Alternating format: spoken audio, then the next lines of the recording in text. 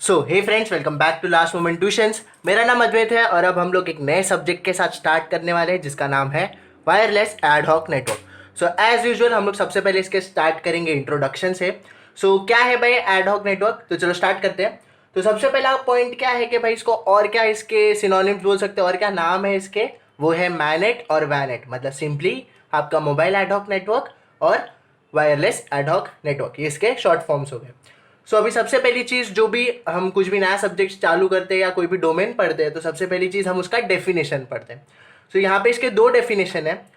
इसमें से आपको जो भी इजी लगे वो आप रख सकते हो, दोनों ही एक्चुअल में इजी है। तो एक एक करके देखते हैं। तो पहला क्या है डेफिनेशन इसका कि a wireless ad hoc network is a type of local area network that is built spontaneously to enable connection without a central device. So what is it? वो एक लैन कनेक्शन है जो स्पॉन्टेनियसली बिल्ड हुआ है। स्पॉन्टेनियसली मतलब on the गो, कि मतलब आप ऐसा इसका बेस्ट एग्जांपल ले सकते हो जैसे आप एक ग्रुप ऑफ फ्रेंड्स है, ठीक है, और आप सबके पास एक वॉकी टॉकी है, ठीक है। आपका एक छोटा सा आप एडहॉक नेटवर्क बनाओगे 5 जन का, और उससे स्पॉन्टेनियसली नेटवर्क बनेगा और आप एक दूसरे के साथ आपका वॉइस पैकेट्स शेयर कर सकते हो। या फिर इसका आप एग्जांपल फाइल शेयरिंग वाले भी ले सकते हो। जैसे हम लोग देखो, जैसे शेयरिट में ग्रुप्स बनाते हैं कि 4 जन एक साथ कनेक्टेड है और 5वां इंसान सबको भेज रहा है, तो आप एक एडहॉक नेटवर्क बना रहे हो जिसमें एक मतलब आपका जो नोड है, आपका जो फोन है, वो एज अ राउटर भी एक्ट करेगा किसी टाइम पे और एज अ होस्ट भी, ठीक है, for sharing activities. What is it? It is a LAN that is built on the go. Spontaneously को आप ऑन द गो भी बोल सकते हो। To enable connection without a central device. Central device जैसे कि राउटर या एक्सेस पॉइंट बोल सकते हो, ठीक है। ये तो एक डेफिनेशन होगा। दूसरा डेफिनेशन क्या है? It is a category of wireless network that utilizes multi hop radio replaying. Multi hop radio replaying in the sense एक नोड से जंप करके दूसरे नोड पे, तीसरे नोड पे। यहाँ पे क्या आपका रेडियो फ्रीक्वेंसी यूज करके आप पैकेट्स जंप करवा रहे हो एक के थ्रू। अगर इसके पास, अगर ए से सी के पास भेजना है तो आप थ्रू बी भेज रहे हो, ऐसा, ठीक है। And are capable of operating without the support of any fixed infrastructure. अभी ऐसा भी हो सकता है कि ए सी के नज़दीक हो एक मोमेंट पे, कि ए और सी बाजू में, ठीक है, फिर सी वाला थोड़ा दूर चला गया तो भाई सी यहाँ आ गया, तो अब इसके रेंज में सी नहीं है तो ये क्या करेगा, बी को भेजेगा। फिर वो बी चेक करेगा उसके रेंज में सी है क्या, तो वो सी को भेजेगा। इन शॉर्ट क्या हो रहा है कि कभी भी किसी का भी लोकेशन चेंज हो सकता है, तो कोई भी इंफ्रास्ट्रक्चर फिक्स नहीं है कि हाँ भाई हर बार ए सी को ही डायरेक्टली भेजेगा। कभी वो बी के थ्रू सी को भेज सकता है, कभी डी के थ्रू सी को भेज सकता है। वो डिपेंड करता है लोकेशन पे, ठीक है। इन शॉर्ट कैसा है ये कि पूरा डायनेमिक है, तो जब जो अवेलेबल रहेगा उसके थ्रू भेजेगा, या अगर डायरेक्टली एक्सेस हो सकता है तो डायरेक्टली भेजेगा, ठीक है। इतना समझ गया, इतना कुछ हार्ड नहीं था। इसके एडिशनल पॉइंट्स देख लेते हैं। वैनेट के और क्या एडिशनल पॉइंट्स है? सबसे पहला है the devices in the ad hoc network can access each other's resources directly through point to point connection। मतलब एक दूसरे के resources in the sense आप उसको एज अ होस्ट या एज अ राउटर का जो उसका फंक्शनैलिटी है वो डायरेक्टली आप क्या इसमें, मतलब इन शॉर्ट क्या बोलना चाहता है कि कनेक्शन किस टाइप का रहता है? पॉइंट टू पॉइंट, एक नोड से दूसरे नोड के बीच में पॉइंट टू पॉइंट का कनेक्शन होता है। सेंट्रल सर्वर्स आर अननेसेसरी, जैसे कि हमने पहले डिस्कस किया कि इसमें सेंट्रल सर्वर की जरूरत ही नहीं है। अगर सेंट्रल सर्वर होता तो कैसे होता? अब जैसे 3 नोड है और इनका एक सेंट्रल नोड है सी और बाकी ए बी डी है। अगर ए को बी को कुछ भेजना है तो पहले सी को भेजेगा, फिर सी बी को भेजेगा, या वो उसको एग्जैक्टली पाथ बताएगा कि तू ए के, मतलब ए डायरेक्टली बी से जा सकता है कि डी से होके बी में जाना पड़ेगा। यही 2 पॉसिबिलिटी हो सकती है सेंट्रल कोऑर्डिनेटर की। पर एडहॉक में तो ऐसा कुछ नहीं है, सब खुद ही सेंट्रल कोऑर्डिनेटर है और सब खुद ही रिसीवर्स भी है और सेंडर्स भी है। इसके वजह से ये तीसरा पॉइंट पिक्चर में आता है कि राउटिंग इज कॉम्प्लेक्स, क्योंकि इसका लोकेशन डायनेमिक है, इसका लोकेशन डायनेमिक है और इसका लोकेशन डायनेमिक है। ये प्रेजेंट ही नहीं है अपना सेंट्रल कोऑर्डिनेटर। तो क्या होता है कि जब आपको राउटिंग करनी होती है, अगर ए को डी को पैकेट्स भेजने हैं तो उसको सबसे पहले देखना पड़ता है कि उसके नेबर में कौन है, डी अवेलेबल है कि नहीं है। अगर नहीं है तो डी के सबसे नज़दीक वाला कौन अवेलेबल है मेरे पास, वो देख के फिर उसको राउटिंग टेबल्स के थ्रू उधर तक डेटा पहुंचाना पड़ता है। तो क्या हो जाता है, राउटिंग यहाँ पे हम लोग का कॉम्प्लेक्स हो जाता है। Routing and resource management is done in distributed manner. Distributed manner मतलब सब खुद के लिए भी करते हैं और दूसरे के लिए थोड़ा सा काम करते हैं कि आगे का हो। जैसे अभी ये एक बेस्ट एग्जांपल लेते हैं, ए को डी को भेजना है, ठीक है, तो पहले डी उसके नज़दीक था, अब दूर चला गया, तो उसने बी को पूछा भाई डी नज़दीक है क्या तेरे?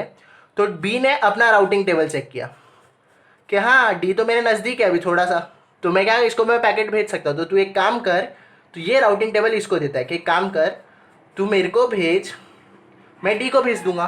तो ये बी ए बी को भेजता है, वो डी को भेजता है। या फिर अगर समझे यहाँ पे एक ई नोड है जो बी के करीब है और ई के करीब डी है, तो ये क्या बोलेगा मेरे करीब ई है तो तू मेरे को भेज, फिर मैं ई को भेजूंगा और ई के राउटिंग टेबल में डी नज़दीक है तो फिर वो डी को भेजेगा।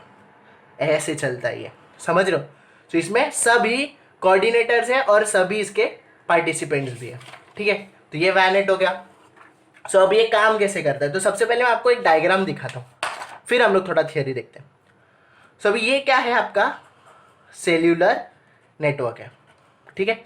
सो what is the major difference between, आप बोल सकते हो सेल्यूलर नेटवर्क और आपका एडहॉक नेटवर्क।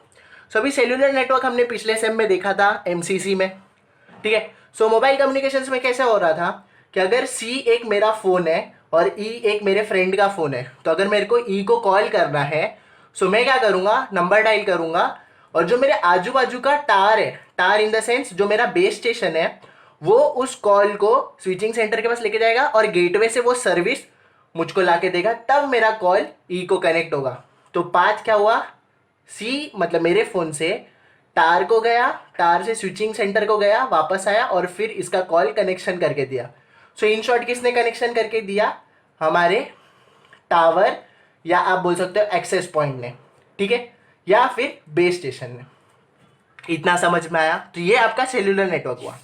पर अभी इसी जगह पे एडहॉक नेटवर्क कैसे अलग है, सेम सिनारियो, सी है मेरा फ़ोन और ई मेरे दोस्त का फ़ोन है, पर यहाँ पे अभी इंफ्रास्ट्रक्चर नहीं है। अभी यहाँ पे देखो फिक्स्ड इंफ्रास्ट्रक्चर है, टावर हिलते रहता है क्या, नहीं ना, एक ही जगह पे फिक्स्ड रहता है।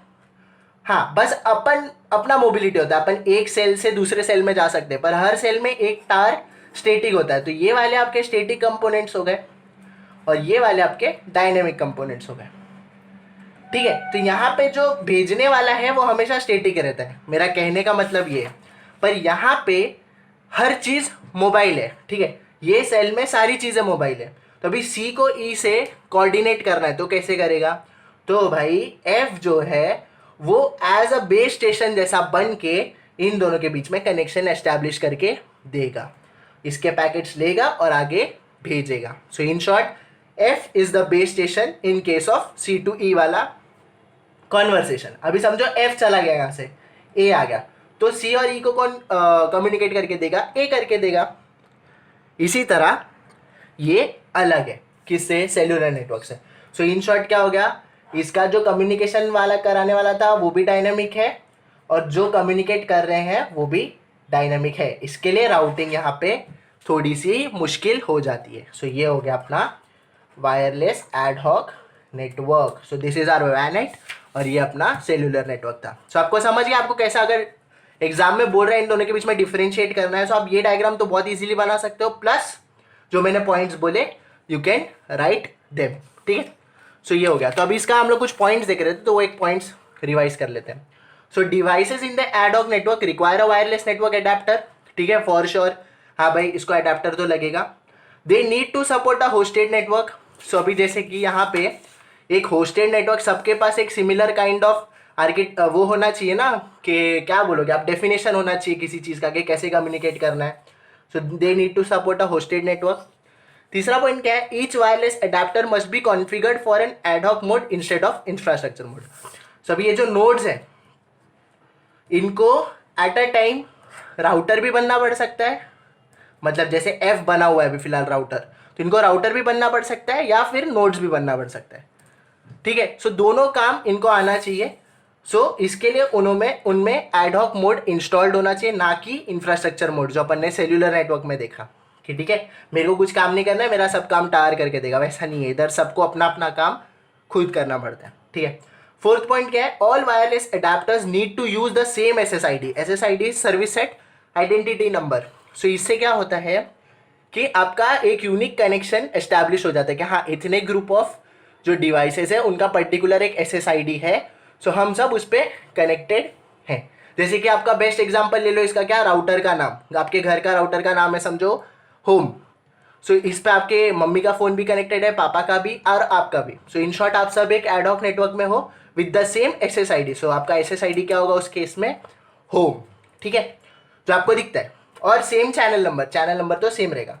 और कौन से बैंड में ऑपरेट करता है ad hoc network? From 30 megahertz to आपका 5 गीगाहर्ट्ज। सो ये वायरलेस बैंड में ये ऑपरेट करता है। सो इसी के साथ अपना एडहॉक का इंट्रोडक्शन खत्म होता है। So thank you so much for watching.